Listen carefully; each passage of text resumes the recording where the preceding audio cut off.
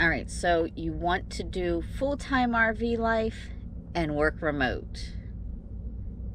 Here's the skinny on what a day in the life of working on the road full-time RV living might look like.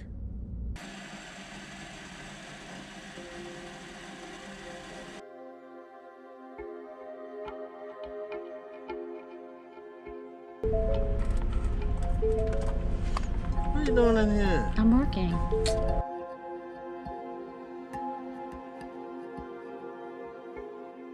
Hey there, my traveling Pisces peeps. All right, so as you know, we've been on the road for 2.5 years, and I was lucky enough to be able to take my position out on the road.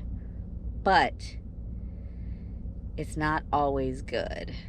Our travels are filled with mostly good days, but when we get the bad ones, they turn real bad real fast. In fact, if you plan on working from the road, you need to not only have a plan A and B, you need to have a plan C and D. So many ask about working remotely, so here you go. Welcome to my office this morning. Yep, okay, here we go. I'm gonna set up the scene for you. This is my office. Oh.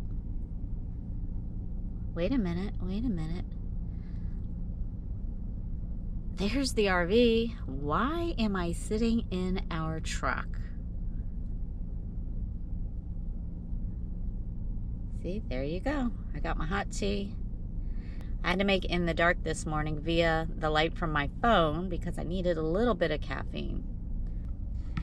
Yep, so you see, this morning's office is in the back of the truck. Oh, and it is 54 degrees outside and 66 degrees in the RV. So we haven't had power for 2 days, and this is what happens when your plans A, B, and C all fail, but you still have to work.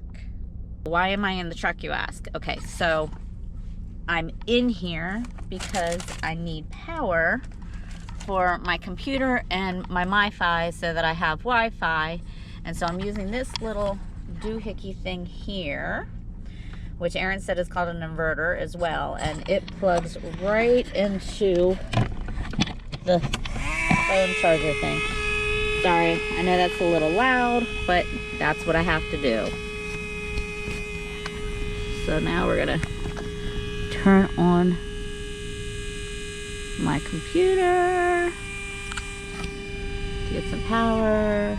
We're gonna turn on my MiFi because it's dead as well. Hopefully it'll, there we go. So I can get connected and start my work day. So it started with yesterday morning. Was it yesterday morning with the 50-mile-an-hour winds? Yeah. So yesterday morning we started with this wind that's been coming through the area, 50-mile-an-hour winds, and you know, our canopy tent has taken a kaput. There's trees and or limbs and leaves and everything all over. You know, it looks like a freaking tornado kind of like came through. But on top of that, everyone up on the mountain lost power yesterday morning, which it was scheduled. It just so happened that it happened. Well, I don't know if they did it because they knew the winds were coming or what, but they turned off the power to the marina yesterday at 6 a.m. and it's not expected to come back on until tonight at 10 p.m. Right. So that would be fine because our plan A was we had a generator that we've used previously through the marina, a big nice industrial one where we could run everything, and we still had that up here at the RV, so we were just going to plug everything into that. Well, Aaron and Dimitri went out yesterday morning to start it up and it was seized. You know, they did everything that they could to try to get it working and it just wouldn't. Okay, so there's that.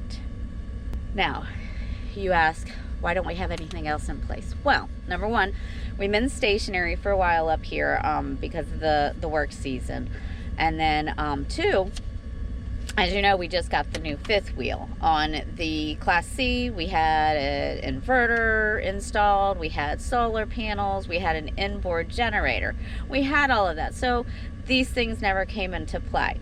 But right now, since we bought the fifth wheel, we had decided we weren't going to buy a generator because one, we had the generator here to use, and two, we plan on going to Quartzsite in January, and there we were going to go ahead and have our pal Aaron from Jones and the Travel install our inverter and possibly some solar panels that we had up top, so that we could get that started again, because we do love to boondock and we love our solar panels, and we've got a lithium battery, all that yada yada yada. But anyways, it's not January yet, so we had been holding off buying another generator until after that, because we didn't see the need, because again, we have power here, we have full hookups, and then on top of that we have the generator to use through the marina. But like I said before, that failed on us, so we said, all right, we're just going to go ahead and run to town. Aaron had already researched what generator he wanted to buy when the time came for us to buy the generator, so he knew that. So we found one at Harbor Freight, and we drove an hour into town because, again, we're up on the mountain. We're an hour away from any town. Harbor Freight, fortunately, is not too far. It's like a little over an hour from us. We went there, we picked up the generator, which is great. The guy gave us, well, he didn't give us, but we bought the oil that we needed for it from there too. But they didn't have an adapter, so we left. Whew, I'm already tired. So we left Harbor Freight, drove to Camping World so we could get a adapter, 50 to 30 or 30 to 50. I don't know, you know, I don't get into that stuff. That's Aaron's department. Luckily they did have it. We got that, and we headed back up the mountain so we could get it started, because a new one, you have to run it, well, we were told you had to run it for 8 hours off of a load, change the oil, and then hook it up. So did all that, got back up here an hour later, went to go start it, and we realized we had no fuel stabilizer to put into this. Are you kidding me?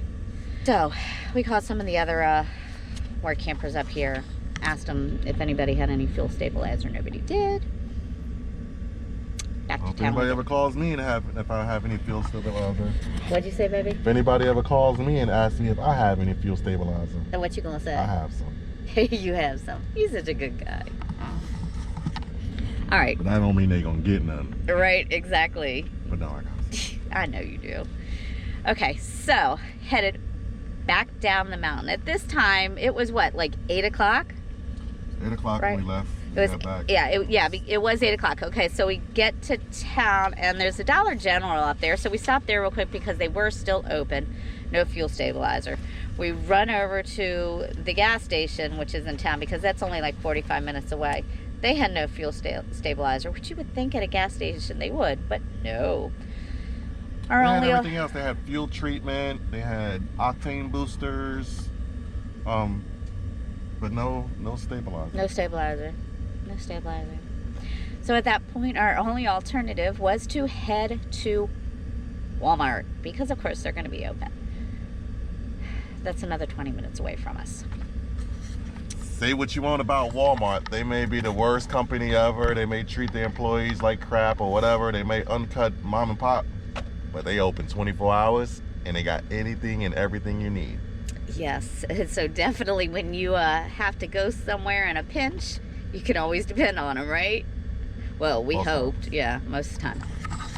Okay, so we get there, I just pull up, Aaron runs in, gets the fuel stabilizer, and a few things that he wasn't supposed to get, but we're not even gonna go there, that's a whole other video. Head back up the mountain. We get home, it is 10 o'clock at night, and the guys get to prepping. And of course they're doing it by the light of the headlights of the truck, because our battery in the RV has now finally died. Okay, finally died. And yeah, they get started. They put the fuel stabilizer in the gas. They put that mixture into the new generator, and oil. they put the oil in. The battery. They connected the battery. Well, didn't connect the battery at first, right? Wasn't that one of the problems? We'll figure that out. Yeah, but they figured that out shortly. At that point, I had already gone into the house. And they go through it and they just can't get it started. We gave up and we said we'll figure it out tomorrow. Tomorrow came, and then, like I said a little while ago, first try, hit the switch, turn the knob, held down the start button, and poof, let's run it. Yes. It's nice and quiet. Nice and quiet. It's nice and quiet. And that's why we ended up going with that one instead of the other one that So I that's why had we're said, sitting in hey, this let's truck. No, that's not why we're sitting in this truck. We're sitting in this truck because I came in to get my work done We're this sitting morning. here because it's warm in here and there's no heat on anything inside the RV, so. Yes, and that was the other thing. Because our battery finally died in the fifth wheel, the heat wouldn't come on last night, so it is a pretty chilly morning in there. And But I was good because I had a 50 pound blanket on me all night, so I was nice and yeah, warm. Simba was curled up on you. Fur blanket. Yep, so there you go. You want to RV full time, you want to work remote, you want to know what it looks like. They're not always good days. You have to learn to adapt. You have to roll with the punches and have your plans A, B, C's, and as you see now, our D. I've got to get back to work. I know you guys are wondering though, with everything going on, would we still do it? Of course we would. We love full-time RV life. All right, until next time, ciao for now.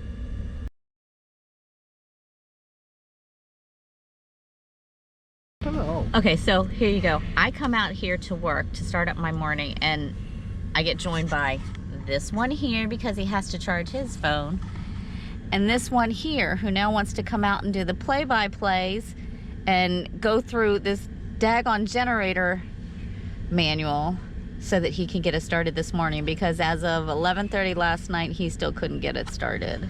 So what we discovered. What did you discover, husband? You mean after I finally decided to go to bed? No, what we discovered this morning is that all of that cranking. You flooded it. Oh, thanks, Captain Obvious. We figured that out our own selves. Yeah, I'm glad you figured that out. Did you figure that out last night or this morning? We knew last night that we had to have flooded it because it wouldn't do anything. But this morning, followed the instructions. Those darn instructions. Turn the knob, held the starter button. Ba-bam! Wow. So now, I'm looking at the instructions. The instructions, yeah.